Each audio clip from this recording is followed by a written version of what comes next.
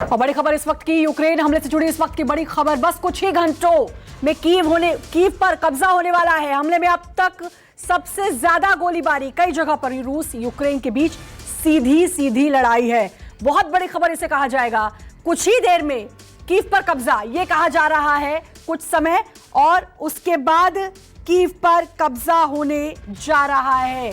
संजीव त्रिवेदी हमारे साथ, हमारे सहयोगी जुड़ गए हैं। संजीव, ये कहा जा रहा है कि बस कुछ देर बाद कीव पर कब्जा।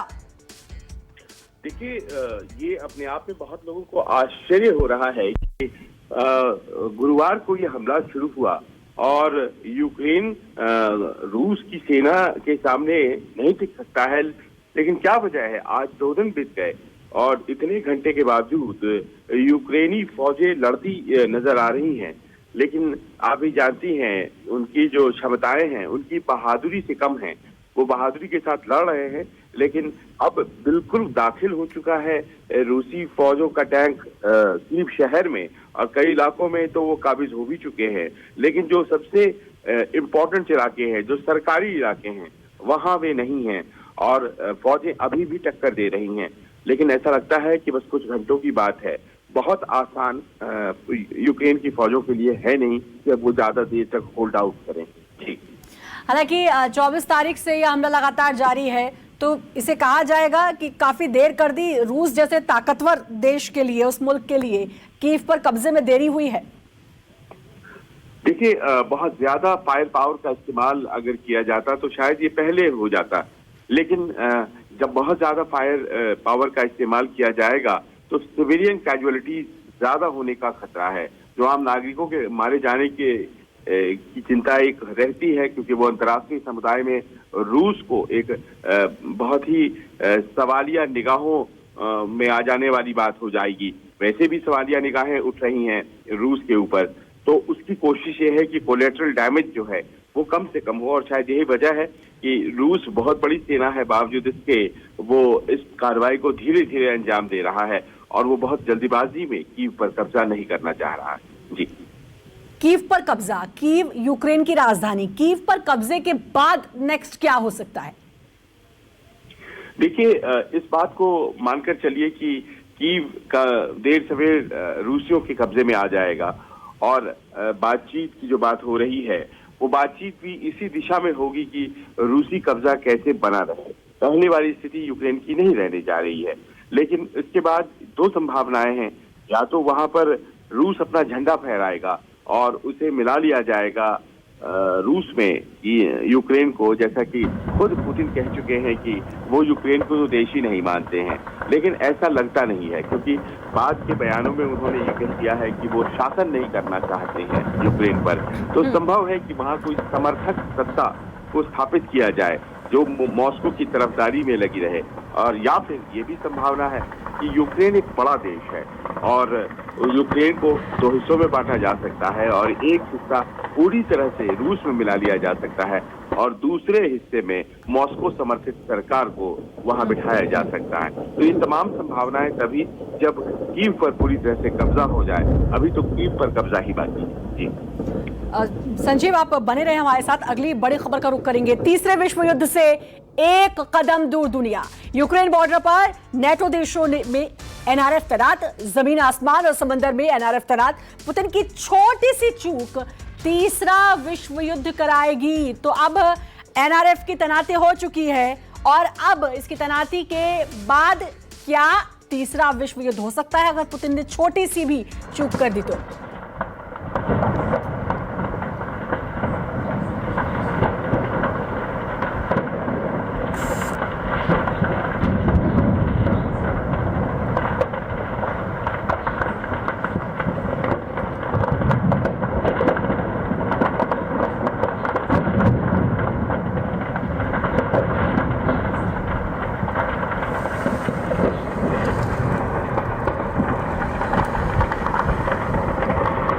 तो ये वो धमाके जो हो तो यूक्रेन में रहे हैं, लेकिन दहशत पूरी दुनिया में इनकी है।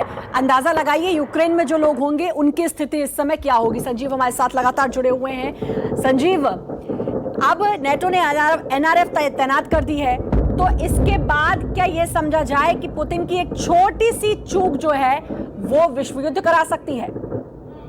हाँ, जैसा कि मैं कह भी रहा था कि देखिए आसपास के जो देश हैं वो सब नेटो के सदस्य हैं। आप पोलैंड की बात कर लीजिए, वो नेटो एलाई है।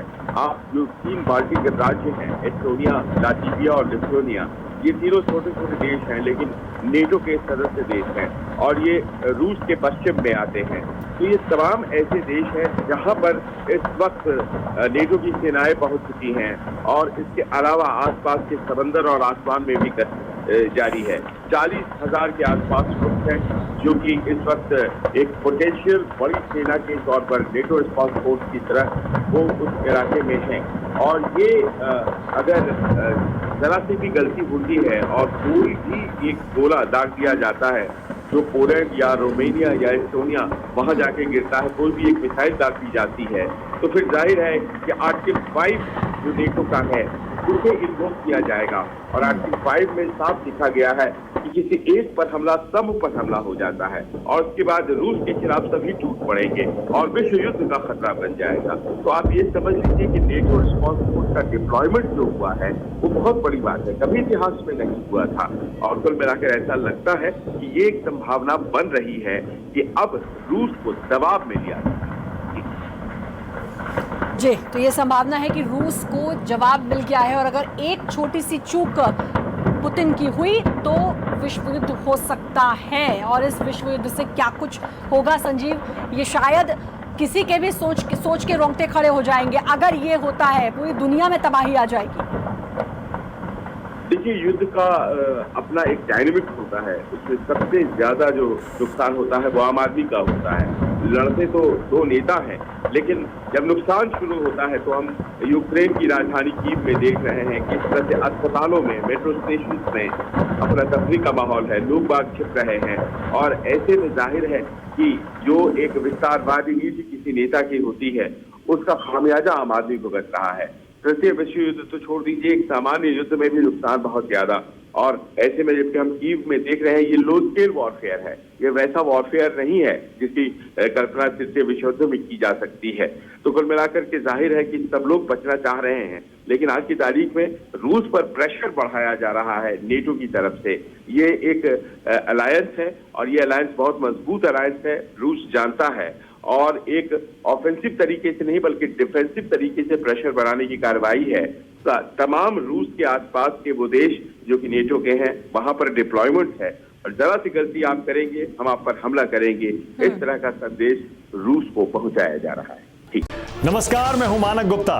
अगर आपको हमारा ये वीडियो पसंद आया हो तो इसे लाइक और शेयर जरूर करें और हाँ, हमें सब्सक्राइब और फॉलो करना ना भूलें ताकि आप देश और दुनिया की कोई खबर मिस ना करें। चाहे कोई ब्रेकिंग न्यूज हो या कोरोना वायरस से जुड़ी कोई भी अपडेट, पॉलिटिक्स हो या आपकी जेब से जुड़ी कोई खबर, इलेक्शन की कोई न्यूज हो, कोई कंट्रोवर्सी हो या फिर कोई वायरल वीडियो, सब कुछ मिलेगा न्यूज़ 24 पर। तो जुड़े रहिए हमारे साथ और देखते रहिए न्यूज़ 24।